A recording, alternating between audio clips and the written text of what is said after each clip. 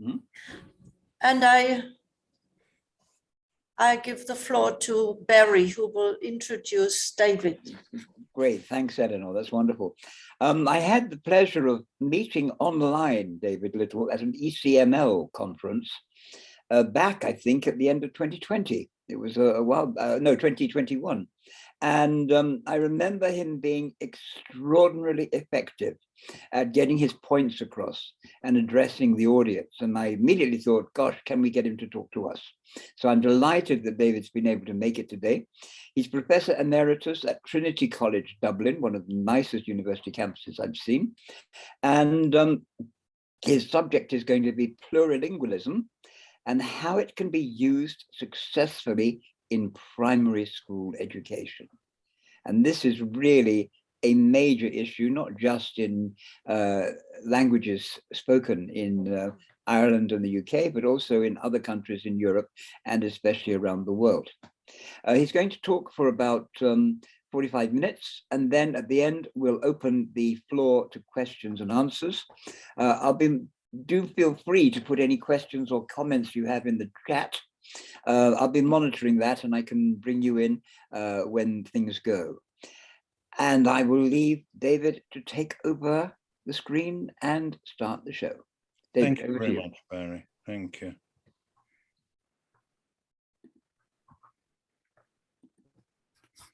Now you should be able to see my screen. Can you? Yes. No problem. Thank you very much.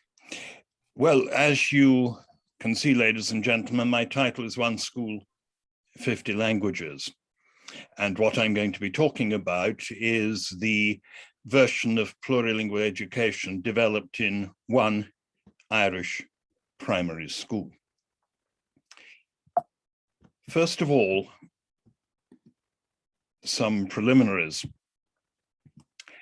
3 facts. The example I'm going to share with you is not typical of Irish primary schooling. To the best of my knowledge, it's unique. The school in question has not been the focus, maybe the victim, of a university research project. The principal and teachers developed their version of the plurilingual approach over 2 decades, from 1994, when the school received its first immigrant pupil, a refugee from the Balkan Wars of the time, up until 2015. Since 2013, I've been collaborating with Deirdre Kerwin, formerly principal of the school, to document, describe, explain, and interpret the school's policy and practice during that 20-year period, with reference to relevant international research into language education, especially regarding the inclusion of children from immigrant families whose home language is not a variety of the language of schooling. A few words about the Irish context. As you may know, Irish is the first and English the second official language. And because Irish is the first official language, it's an obligatory school subject from the beginning to the end.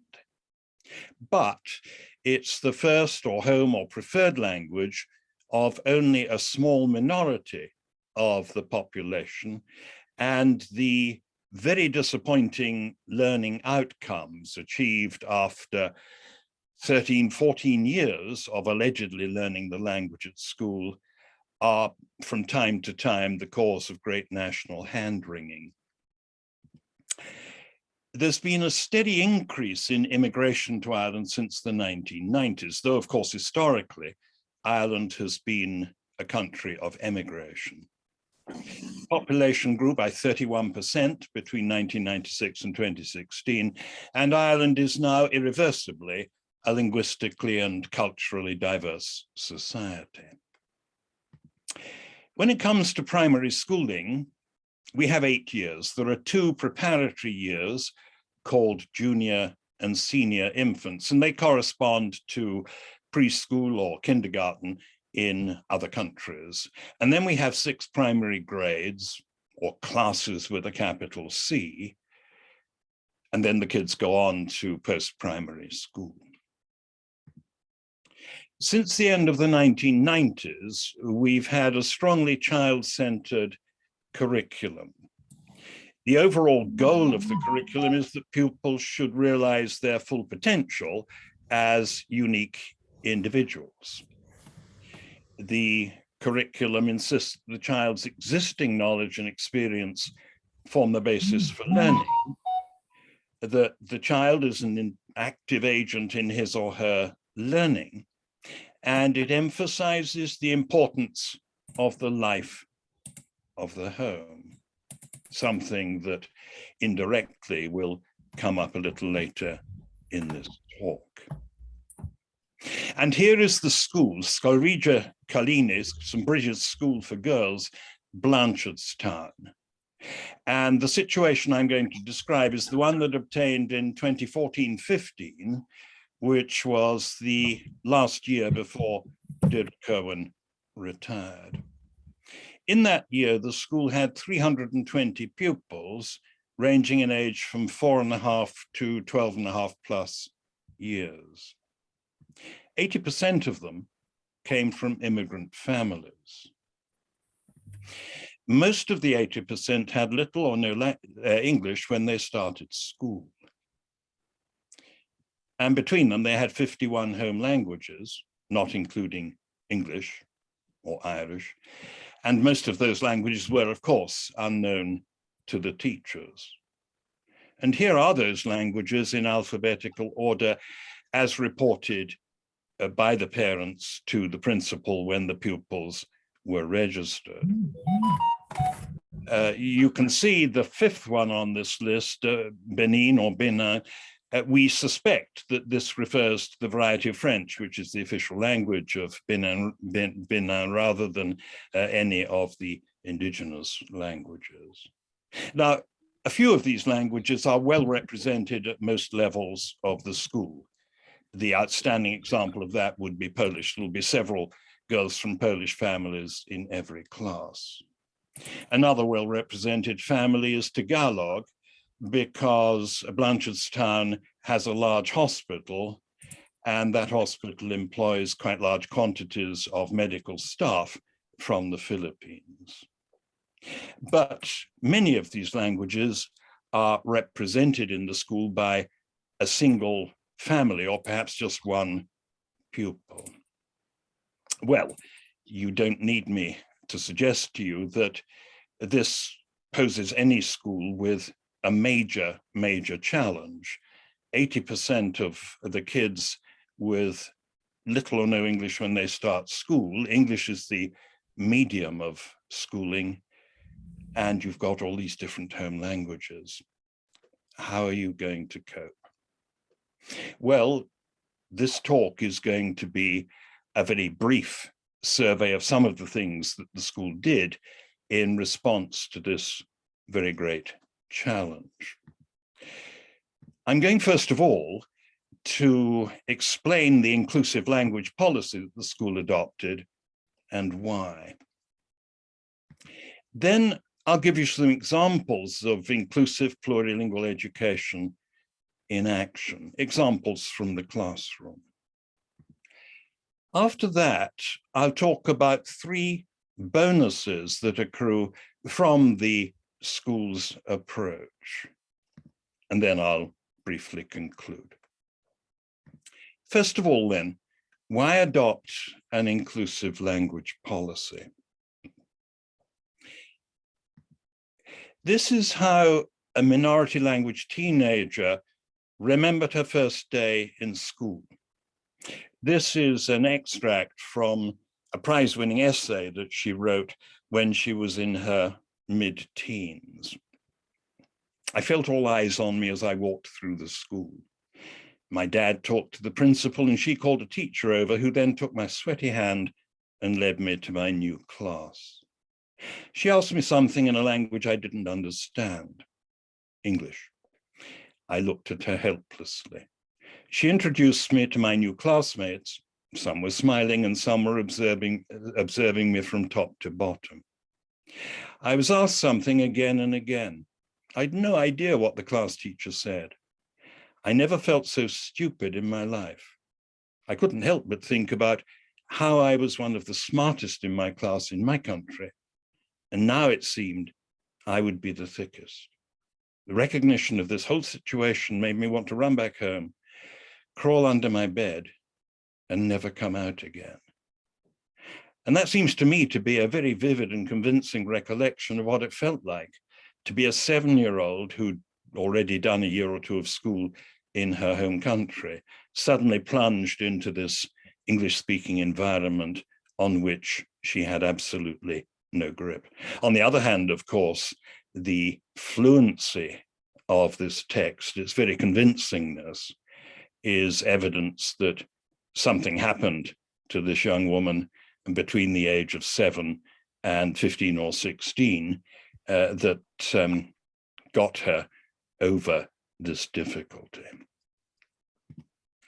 What you see on the screen now is a diagrammatic representation of a scenario we find in some Irish primary schools with immigrant pupils. On the left of the screen, the home language. On the right of the screen, English as language of schooling, and Irish as the obligatory second language. But it only impinges very slightly on the English disc because, as I've already hinted, very, very few pupils develop a proficiency in Irish which is integrated with their identity, with their plurilingual capacity. And separating those two things, home language on the one side, English and Irish on the other, you have this vertical green line which represents the school gate. In other words, in some Irish primary schools, immigrant pupils are expected to leave their home language at the school gate. The argument being that they need to concentrate on English. They need to speak only English, because the more they do that, the more rapidly they will make the necessary progress. And I've seen photographs from Flanders, from Germany, from other countries, where schools with large numbers of immigrant pupils put up notices at the school gate, only German, Flemish, whatever, spoken here. I've never heard that an Irish primary school has put only English spoken here at its gate, but that is sadly often the ideology. But the point is that to forbid minority language pupils to use their home language in school is cruel, because the language the child has acquired at home is central to her identity and self-concept. It's also foolish, because the child's home language is her primary cognitive tool, the default medium of her discursive thinking, and thus the indispensable basis of effective learning. And to forbid minority language pupils to use their home language at school is also doomed to failure, because it's impossible to suppress home languages in the never-ending but unspoken stream of minority language pupils' consciousness. Common sense requires that we find ways of including home languages in the day-to-day process of teaching and learning, and that we do so in ways that benefit all pupils. It's appropriate to slip in a quick word here about plurilingualism. According to the Council of Europe's Common European Framework of Reference for Languages, plurilingualism is a communicative competence to which all knowledge and experience of language contributes and in which languages interrelate and interact. The Council of Europe's plurilingual approach to education entails that all the languages in the learner's repertoire have a part to play in his or her education. Scoil Bhríde encouraged pupils from immigrant families to use their home language inside as well as outside the classroom in the interest of educational inclusion. Scoil Bhríde's approach can be summarized like this. First of all, the school adopted an open language policy, placing no restrictions on pupils' use of their home languages at school, whether inside or outside the classroom. Secondly, teachers adopted a strongly dialogic approach to their pedagogy. And that meant that pupils shared the initiative in classroom discourse. This was essential, obviously, if a dynamic were to be created in which it was appropriate for pupils from immigrant families to volunteer this, that, or the other in or from their home language. Thirdly, a strong emphasis was placed on the development of literacy skills. It's after all what education is about, in English, Irish, French in the last 2 primary years, and home languages. And that development of literacy skills in home languages without direct teaching at school seems to me perhaps the most important achievement of Scoil Bhríde. In this, of course, immigrant parents were necessarily involved. The implementation of the approach made 3 assumptions. First, that plurilingual pupils will learn most effectively if they're encouraged to use all the languages at their disposal whenever and however they want to. Second, that even very young children can be trusted to know how to use their home language as a tool of learning. And third, language awareness is a tool to support learning, but it's also one of education's most valuable outcomes. So this is how we can summarize Scoil Bhríde's educational goal for its minority language pupils. The goal was to develop in those pupils fully integrated plurilingual repertoires where growth of oral proficiency in English, Irish, and French was rooted in home language proficiency, where reading and writing skills in English and Irish were transferred to home languages and French, and where all languages in the individual pupil's repertoire were immediately available for spontaneous and context-appropriate use in speech and in writing. What did it look like in practice? First of all, I need to answer the question that Deirdre and I are almost always asked first.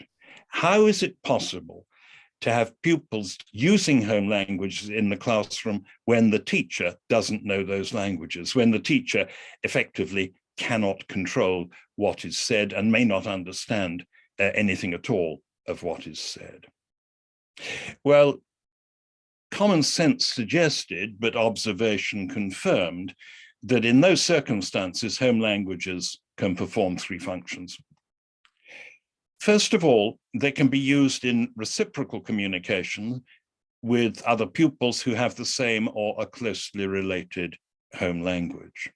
At the very beginning of junior infants, when pupils gather before the formal beginning of the day's work, and they sort of look at one another and may venture a word or two, they very quickly work out who can understand what they say when they speak the language that comes naturally to them.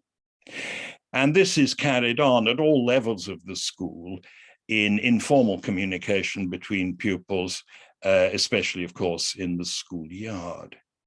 But this reciprocal communication can also be used in pair and group work, where, for example, 5 or 6 pupils who speak the same or closely related languages, like Polish and Ukrainian, can work on a problem together. And then when they've completed their work, they will report on their workings and their results to the teacher and the rest of the class in English. The second function is for non-reciprocal purposes of display. This is what we say in my language. In the most junior classes, learning to count, working with shapes and colors, and action games are all multilingual activities. Almost the first thing that junior infants do under the label maths is learn to count from 1 to 5 and to associate the numbers with the numerals, the way those numbers are written. And they do that, first of all, in English, and then they do it in Irish. And then each pupil from a different language background teaches the rest of the class how to count from 1 to 5 in her language. So these children at a very early age are learning to count from 1 to 5 in English, Irish, and all sorts of other languages. And this repetition and use of home languages scaffolds the learning of English and Irish, and not only for the language minority pupils.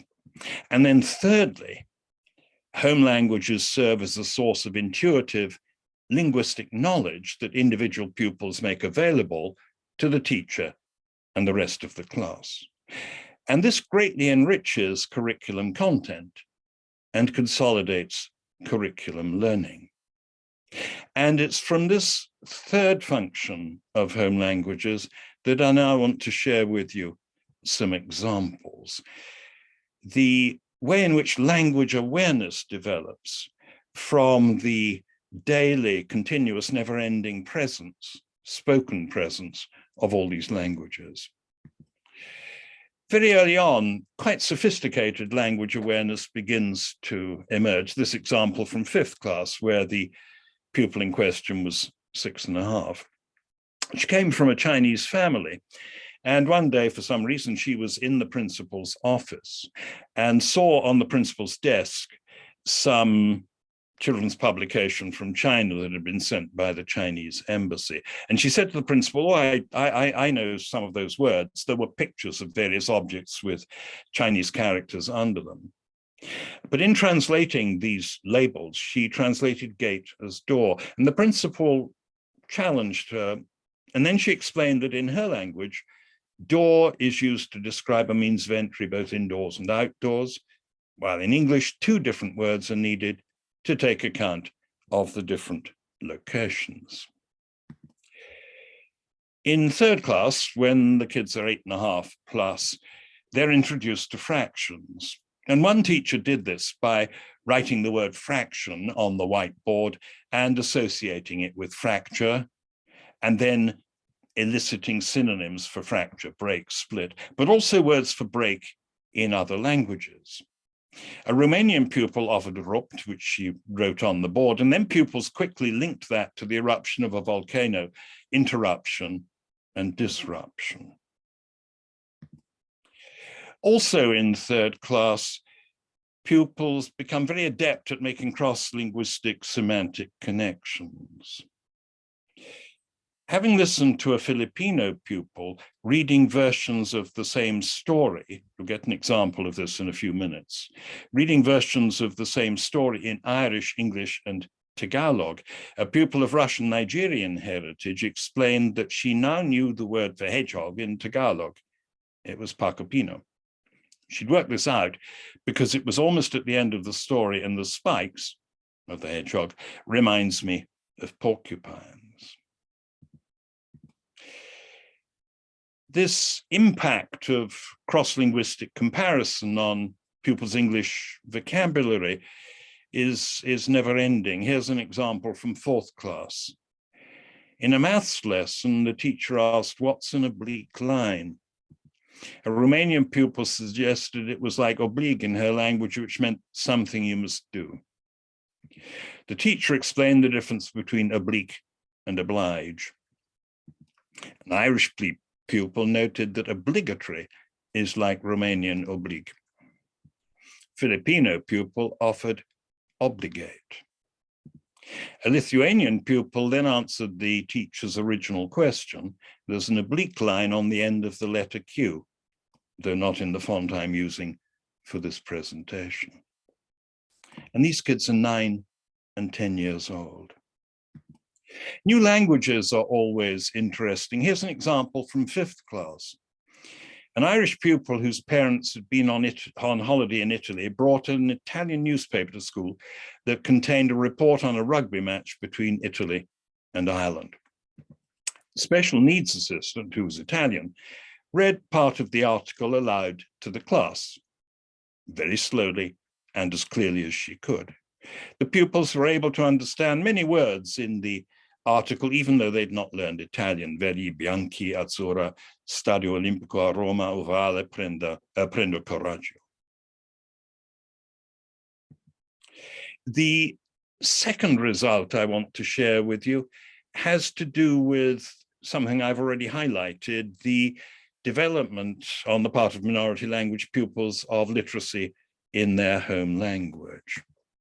In senior infants, that's when officially literacy development should begin. Teachers provide simple worksheets that can be completed in English and Irish or home languages. And in first class, pupils produce simple identity texts in English and their home language. On the left, you can see a senior infant's example. All the teacher has provided is a sheet of paper with 4 lines drawn on it.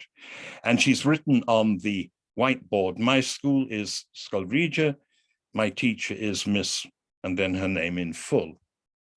The pupil has then made a drawing of herself flying a kite and the rather terrifying looking Miss K, and taken the worksheet home where her parents have helped her to write the equivalent of the English in the home language, which, as you can see, is Polish. A year later, you have this example on the right of the screen. I'm 7 years old, from Latvia, my town is called Riga, I love to wear a cap. And then a text related but not identical in Russian, because this pupil comes from the Russian-speaking community in Latvia. This text was produced spontaneously in class without assistance with the English. There was no one to give assistance in Russian. In second class and third class, these dual language texts become more elaborate. And in third class, some pupils begin to write texts in English, Irish, and their home language. Here's one example. The story behind this is that a pupil came to school, and in the news section that began the school day, she told the rest of the class that she'd had an accident in the park and it had been necessary to call an ambulance. And the teacher seized on this, and in the Irish lesson, she collaborated with the pupils to write a story. She gradually wrote it on the blackboard as they discussed among themselves how it should develop. And what she wrote on the blackboard, correcting errors without comment, the pupils wrote in their copybooks. And then their homework task was to write a parallel text in English, effectively a translation. And you can see that this pupil has done that on the right of the screen. But the same pupil also produced a version in her home language, which in this case was Hungarian. In fourth class, a Romanian pupil filled 6 pages of her copybook with a story in English in which several of the characters speak Romanian. In fifth class, French is added to English, Irish, and home languages. But it's not learnt in the kind of fun way that one reads of from time to time and which always makes me cringe. It's learnt by using it as an alternative medium for exploring curriculum themes. And it's learnt, as all other languages are learned, by putting a great emphasis on the construction of discourse, especially written discourse. These 2 texts were produced as part of a project on my home, where I live. And you can see that in both examples, the longest piece of text is in Irish. And under that, there's a little bit of French text, and then the home language text, Malayalam on the left, Tagalog on the right, and finally, a little short text, a summary, a gloss in English. In 6th class, pupils engage in sophisticated language play. They write confidently in English, Irish, French, and their home language. This is, I think, my favorite example. Towards the end of one school year, a 6th class said to their teacher, please, miss, can we put on a fashion show? We'll organize it and we'll get the music. And so will bring in her ghetto blaster or whatever the current equivalent is so that we can have music. And we'll invite our mums and dads and our grannies and so on. And the teacher was quite pleased to have this suggestion because it meant the girls could occupy a lot of time without bothering her too much. So she said, yes, you can, but there are two conditions. First, you must organize the fashion show such that you use all the languages present in the class. So English, Irish, French, and all your home languages. And you must make sure that you use those languages in ways that make it possible for members of your audience to guess roughly what it is you're talking about. And the second thing I want you to do is each of you to think of a model, give her a name, and write a biotext of her in as many languages as you can. So here's the example of Marceline. My name's Marceline. I'm 15 years old. I'm in Holystar High. I'm not that girly. I do a lot of sports. My favorite's basketball. Many trophies from basketball. I really like the color blue and aqua. Don't you think it's beautiful? I really love my friends. I always go shopping with them and go skateboarding with them. Here's a small part of my story. And then she writes the equivalent text in Irish. When I showed this example at an international conference in London several years ago, a colleague from another Irish university who happened to be head of that university's Irish department said to me afterwards, you know, if every 18-year-old coming to do a degree in Irish with us could write as confidently and correctly in Irish as that 11-year-old child, we'd be very happy. And then she writes a shorter text in French. She's only been learning French for 18 months. Je m'appelle Marceline, j'ai 15 ans, je vais à l'école Holystar High. J'aime le sport, j'adore le basket. J'ai gagné beaucoup de, and she didn't know the French for trophies. J'adore les couleurs bleues et aqua, j'adore mes amis, je fais le magasin toujours, je vais avec mon ami, amusez-vous bien. And then, the icing on the cake, she writes a text in Mandarin. She's obviously been attending the school at the weekend that the Chinese community organizes to teach Irish literacy, Chinese literacy to children of the community.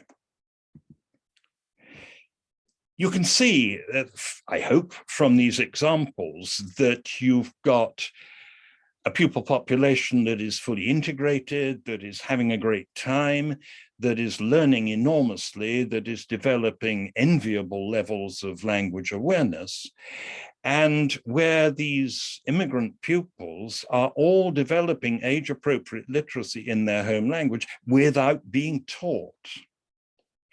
There are also three bonuses that accrue from this approach. The first one is the positive impact on learning Irish. Native-born Irish and minority language pupils first encounter the Irish language when they start school. Teachers report that minority language pupils begin to produce their home languages when the focus switches from English to Irish. Native-born Irish pupils are motivated to think of Irish as their home language because all their peers have got this exotic range of home languages. And this, of course, increases their motivation to learn. Scoil Bhríde has, in any case, a long tradition of using Irish outside as well as inside the classroom. Teachers will greet pupils in Irish in the corridor outside the classroom, for example. And teachers sometimes use Irish as well as English when dealing with curriculum content. In classroom discourse and in the development of plurilingual literacy, Irish is a hinge between English and minority language pupils' home languages. It acts as what we think of as the second language glue in Scoil Bhríde's version of plurilingual education. Giving versions of this talk previously, I would ask the question, in countries where primary pupils begin to learn the language at an early age, couldn't English act as a bridge between the language of schooling and home languages? When I asked the question, giving a talk for a university in Greece earlier this year, a colleague said, well, as a matter of fact, we do that already. At the University of Thessaly, they offer a training program for preschool and primary teachers in how to use English as a bridge language between Greek as language of schooling, which is unknown to Roma children when they start school, and Romani, which is their home language. Bonus 2, autonomous learning initiatives. Minority language pupils' use of their home languages allows them to contribute uniquely and autonomously to classroom discourse. And that takes us back to the essential autonomy that is granted by a dialogical approach. Recent research suggests that bilingualism favors the development of executive function skills, the mental tools we use to focus our attention, manage tasks, and regulate our thinking. From an early age, pupils are motivated to engage in ambitious, autonomous learning projects. In third class, a Filipino pupil wrote a diary in Irish in the person of her dog, Oliver. There's the first page. You can see that Oliver has signed it at the top. And you may not know any Irish at all, but you can see from the confidence and fluency of the handwriting that this pupil has absolutely no hesitation in writing a story, in this case, a diary in Irish. In sixth class, a Nigerian pupil who joined the class a couple of years previously, having been at a school where the use of home languages was strictly forbidden, she spent much of her free time promoting the learning of home languages. And here's the poster she put up in the school. A child without a language is a child without a soul. Without a language, our flags would be like this. Yeah, that's right, plain and boring. And you've got caricature Africans, Italians, Brits with top hats, for heaven's sake, and Chinese. And in blue over on the right of the screen, my teacher, principal, mum, and classmates inspired me to be proud of my culture. Don't be ashamed or shy to show your culture. Be proud. In sixth class, another Nigerian pupil taught herself Spanish. When Deirdre Cohen retired, every pupil in the school had to write her a letter thanking her and wishing her well for the future, and to do so in 2 languages. And this pupil, as you can see, wrote in Spanish and then a sort of explanation in English. And Deirdre knew very well there was no Spanish in this child's background. So when she was in the school, she got hold of the girl and asked her how she'd gone about Spanish. She explained that she'd been on a family holiday to Spain, and that had inspired her to learn the language because she thought Spain was the most fantastic place with wonderful food and lovely people and all of that. So to begin with, she went to the school library and found 2 books, one with a CD. And then she got hold of a book to say what a chair is in Spanish or put chair into a sentence. And then she got what she called a verbal book to learn my nouns and proverbs and stuff like that. We think some kind of grammar. She doesn't mean proverbs, she means verbs. She was asked, does she use Google Translate? If I want to do something quick, but usually I use my own words and then I see if Google Translate can get it right. She said she also uses online Babbel and 5,000 words in Spanish, which gives you quizzes as well to see if you're doing well or if you should go back to another lesson. So she knew you had to have some way of keeping check on progress. Whenever we show examples like this, someone or other says, but how do you know that the language they're writing is correct? And that question was put to me by a German professor, as German professors do put questions of this kind, when I was giving a talk last year. So I thought, well, I need an answer to this that goes beyond my very limited Spanish. So I sent the text to a friend of mine who used to be professor of Spanish at one of the Scottish universities. This is what he wrote. I'd have been quite happy to receive this text from one of my ab initio undergraduates. So that recalls what the colleague from the other Irish university said to me about the Irish text about Marceline. From a primary school pupil, it displays an exceptional degree of sophistication, notably in the confident command of the subjunctive mood of verbs in negative requests. Not perfect, of course. Two major sources of error: lapses in agreement, inconsistency in the use of the polite and informal forms.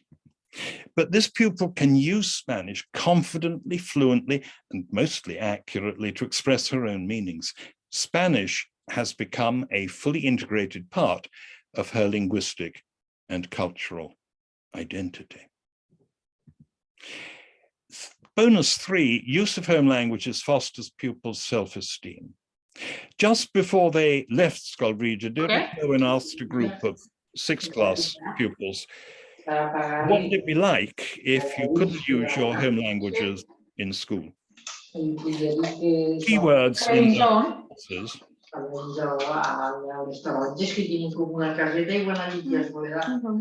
Could whoever Elaine, can has you the mute microphone yourself, please? on turn it off, please?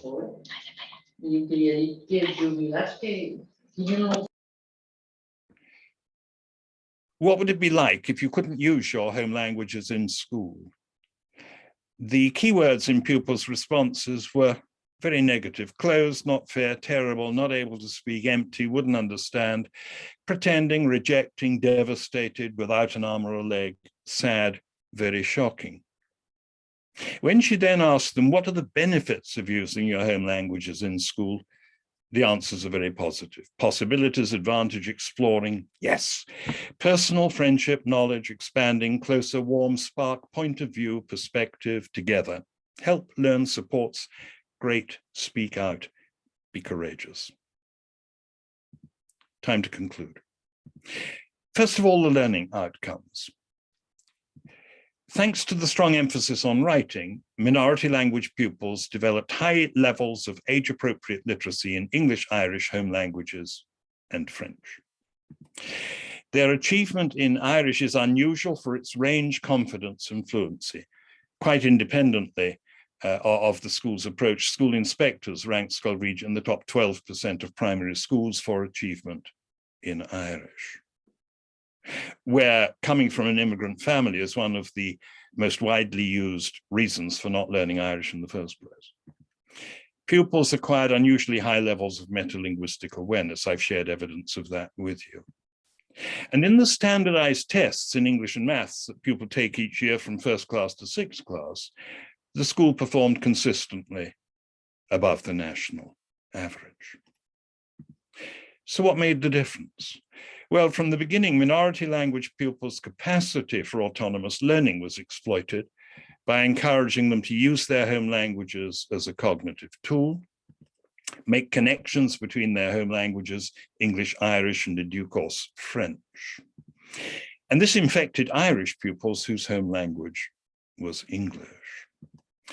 The teacher's interest in collecting samples of plurilingual work encouraged pupils to write stories and other texts in their free time and present them for approval. And in this way, pupils became involved in exploratory practice, which helped them to develop a critical interest in their own learning. 3 questions to reflect on. Does the example of Scoil Bhríde provide a model of plurilingual education that could be imitated in other schools with a similarly diverse pupil cohort? Does it suggest approaches to the inclusion of minority languages in schools that do not have large numbers of minority language pupils and/or home languages? Does it have implications for language teaching more generally? 2 postscripts. This book will tell you a great deal more than I can possibly do in 45 minutes. Originally published in 2019, it came out in paperback early last year. It describes the national context, it traces the development of the approach over 20 years, explores in detail the impact of the approach on classroom discourse, pupils' literacy development, and their capacity for autonomous learning. Doing all of that by drawing on a wealth of practical evidence, but paying particular attention to pupils' and teachers' voices. And it concludes by considering issues of sustainability and replication and implications for teacher education. And final postscript, for practical support within our own system, Deirdre and I produced this 50-page set of guidelines that came out at the beginning of last year. It's designed to help primary teachers respond to the challenges of our new primary language curriculum, at the same time to support the inclusion of home languages and to develop pupils' intercultural learning. And if you're interested in that, you can get it for nothing from the website of Post-Primary Languages Ireland. You can see the URL on the screen, www.ppli.ie. And if you select resources at the top and then scroll down to the second page, you'll find it there, and you can click and either look at it or download it. And that, ladies and gentlemen, you're probably by now glad to hear, is that. Thank you very much.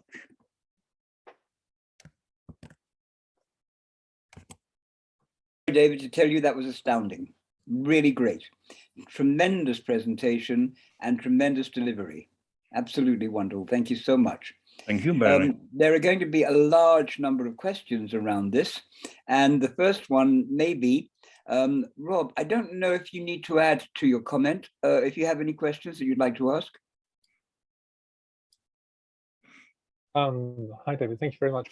I found it very interesting. I was just thinking, I was wondering how or whether the Irish experience that you've sort of had could be moved into countries where there is a language hierarchy and a range of different languages. I'm thinking of places like sort of Nigeria and so on, where there have been debates about the use of different languages to foster education, and publications on how, let's say, the imposition of a particular language, be it English or be it whatever official language, has been seen as a barrier to cognitive development.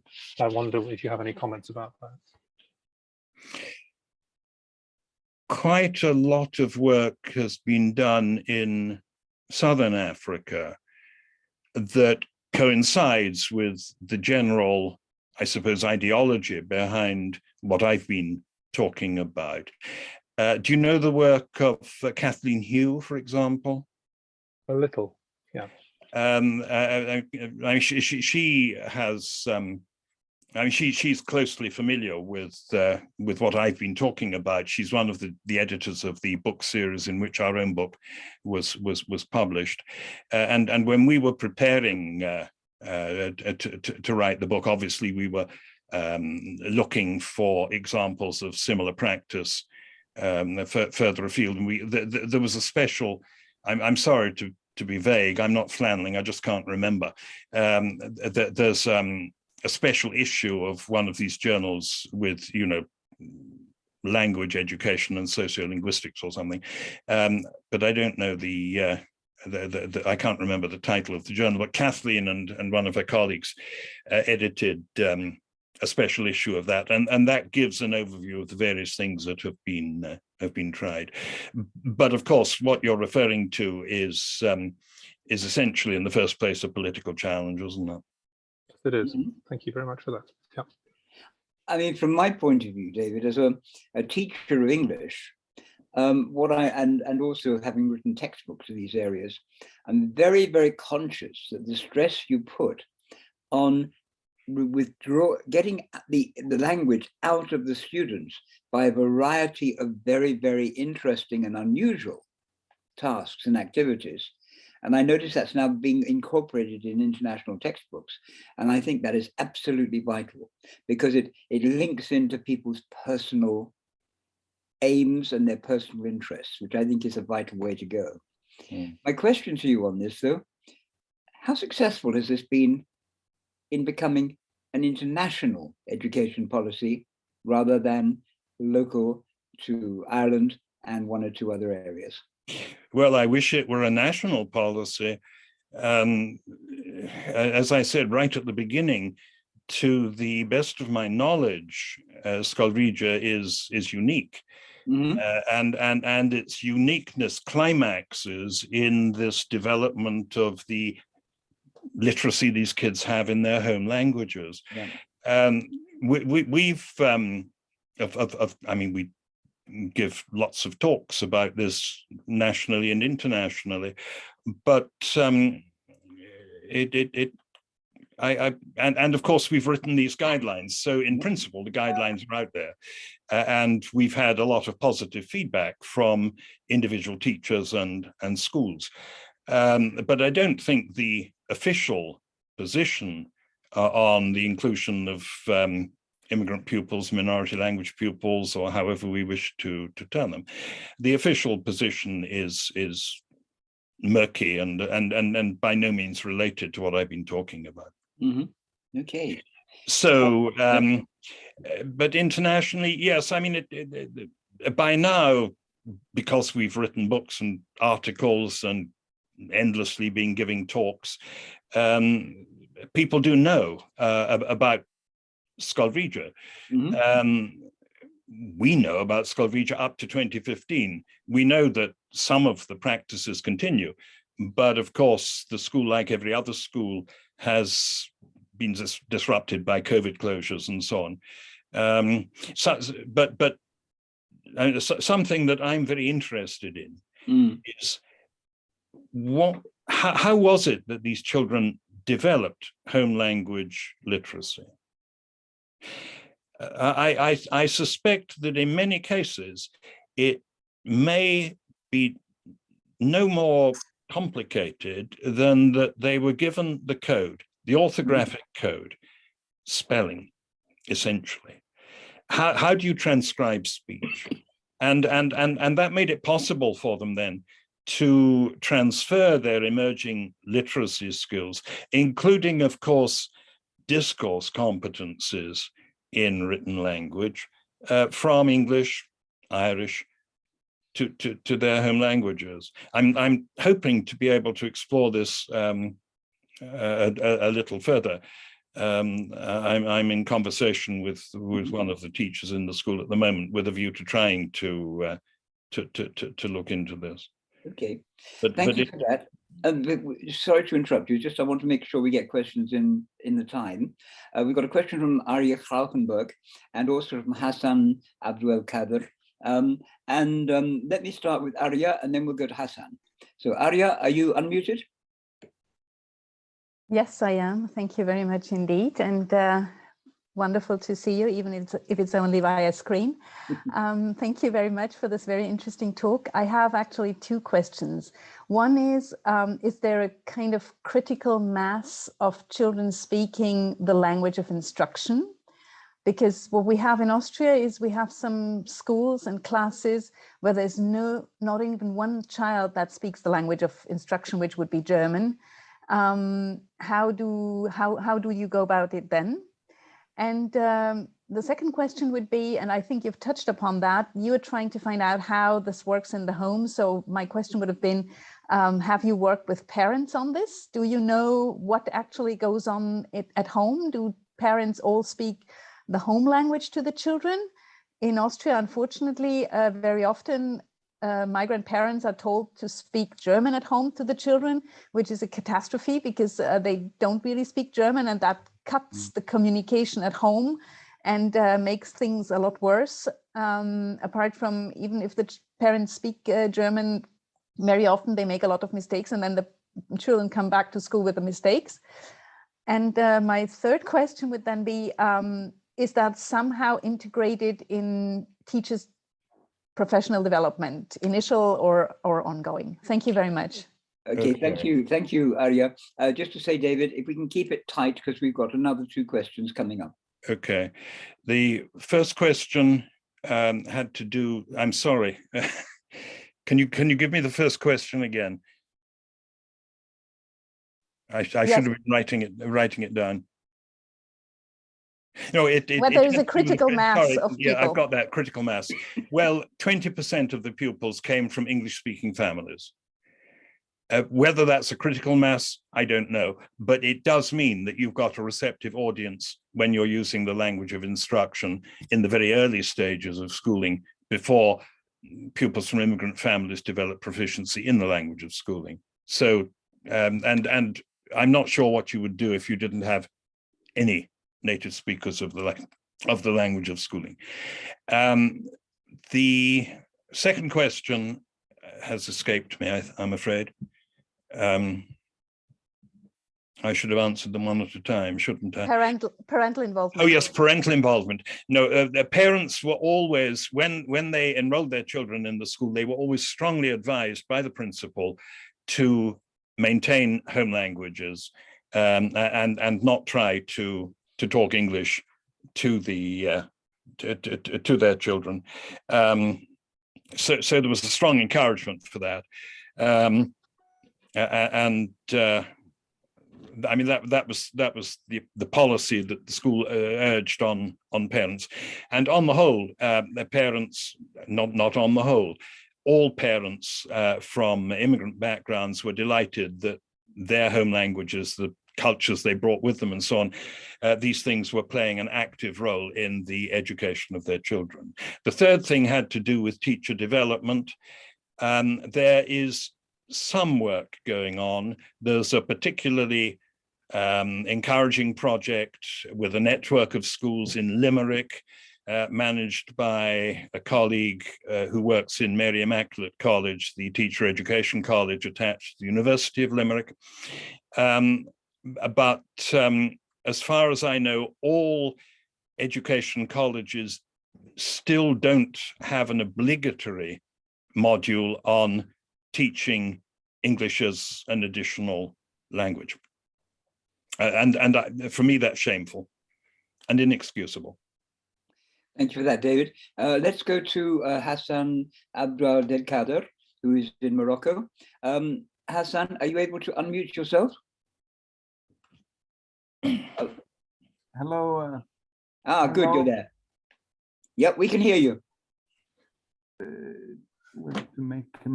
Can you hear me? Yep, no problem. Well, I will start by the second question, which is the issue raised. Thank you, David, for your presentation. It was really fascinating. I really enjoyed it. The thing is that it has created a lot of questions in my mind.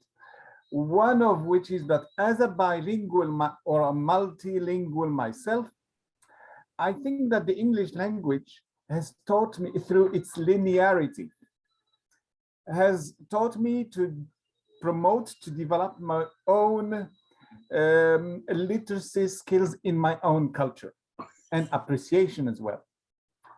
And the second thing is that when I looked at the work you have done through all the stages, it seems to me that, yes, this is how it should be, but I wish that this work were developmental, that is not for cross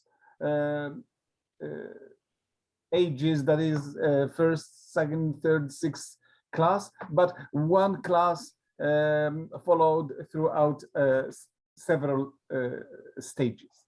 Don't you think that this approach could have been more insightful in terms of the effect of multilingualism on literacy, on one's own culture, on the promotion of the individual cognitive skills?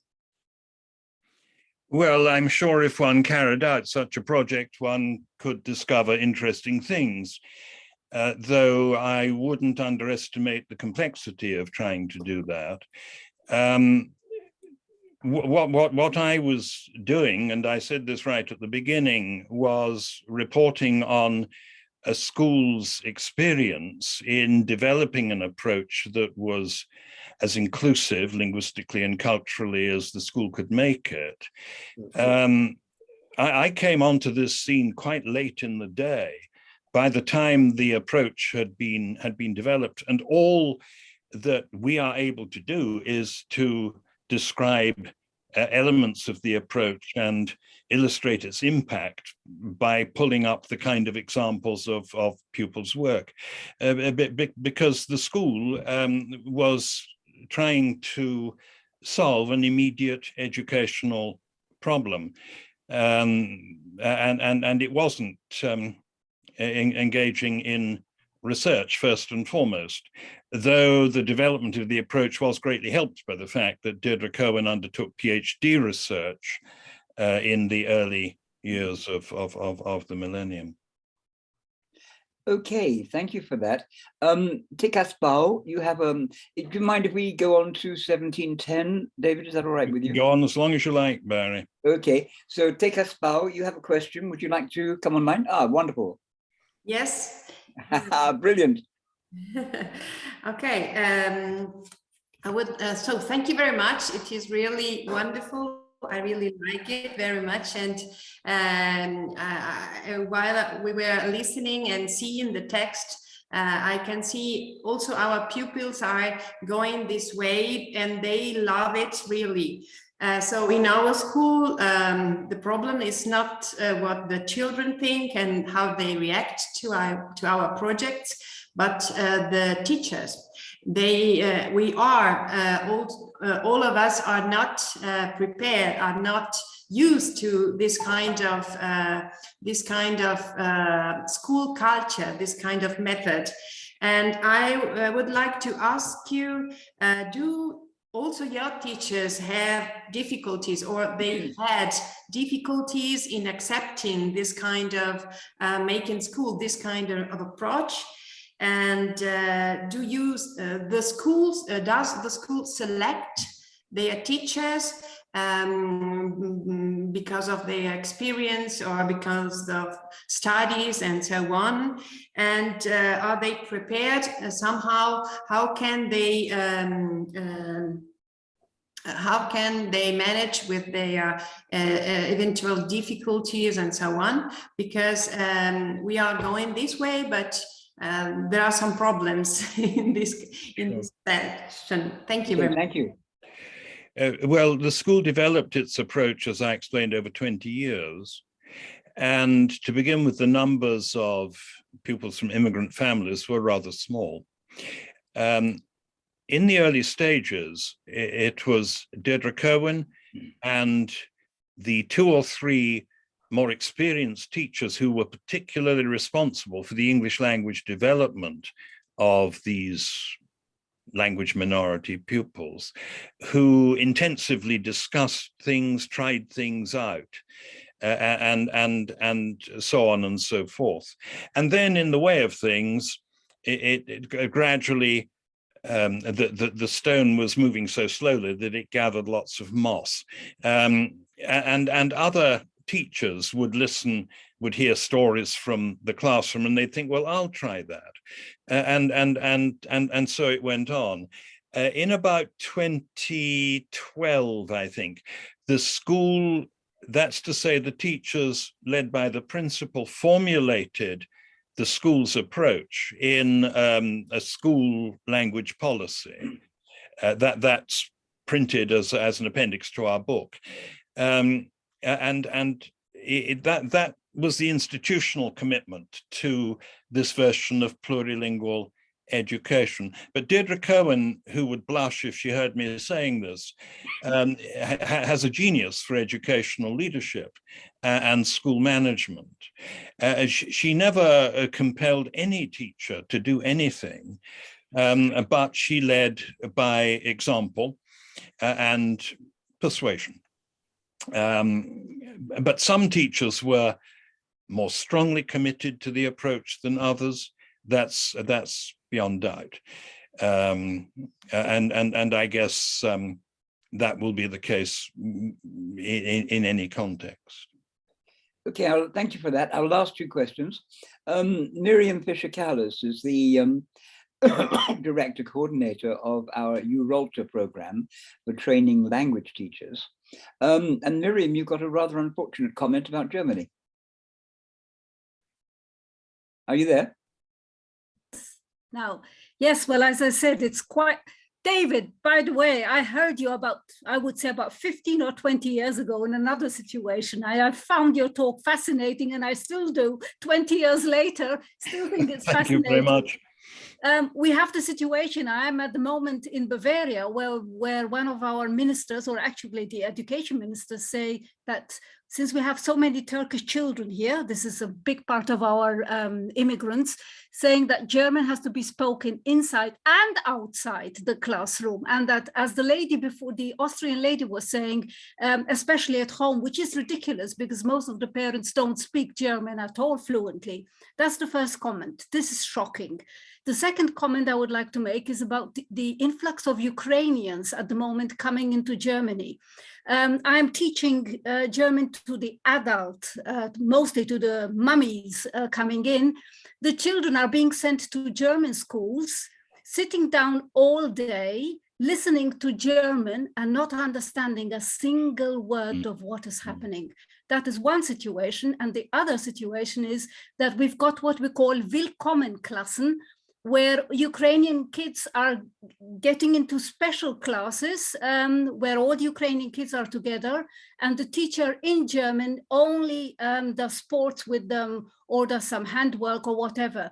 So there's absolutely no concept of how to teach Ukrainians or other foreign children and how to get those into the classrooms and help them effectively learn the language. Those were my two comments, and I'm really angry about the situation here. Yeah, I can see that, but thank you for your comments. It won't comfort you when I say they don't surprise me. Okay, well, last question then before we close. You'll love this, David. It is right, rounds everything off perfectly. This is from Kristin Brogan. Kristin, I don't know if you want to come online or if you want me to read it. Are you there? Yeah, thank you so much. Just wonderful. Yes, maybe very briefly, because I've worked with Deirdre together with the One Voice for Languages Association Ireland. And so many teachers in all levels in Ireland are doing marvelous work, as David knows, but it doesn't transfer into a national language policy for Ireland. And I'm kind of shocked I'm in third level, but have been in touch with primary and secondary. And in third level, in some colleges, universities, it's kind of normal.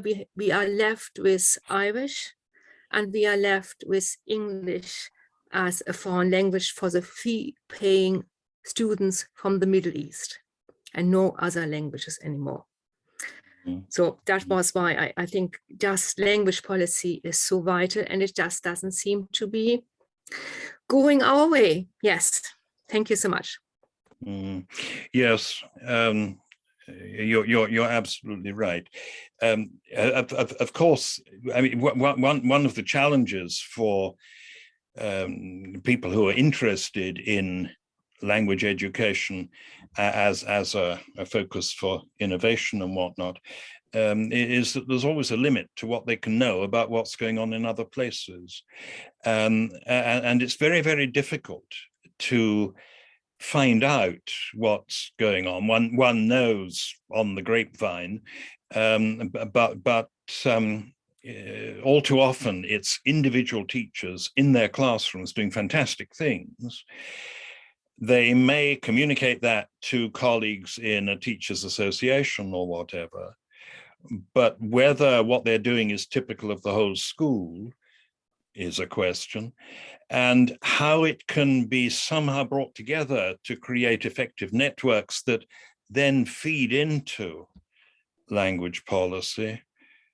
I simply don't know. Okay, so the jury's out on this one. David, I'm not going to read all the wonderful praise that you've received on the chat for inspiring and really tremendous presentation. So thank you so much for that. What I'd like to do, and also for answering the questions which came from all over, so that was really great. And let me now return you to Eleanor, who will close the session. But thank you very much. My pleasure. Thank you very much, David. It was really inspiring. Although I'm not teaching at a school, I think it was very, very useful, and maybe all of us can try to influence language policy a little. Thank you very much to all of you who have contributed to this webinar with your questions and listening carefully. If you want to see the webinar again within short time, it will be on the ICC website. Thank you to all of you and have a nice evening. Okay, thank you. Thank you very much. Thank you. Bye-bye.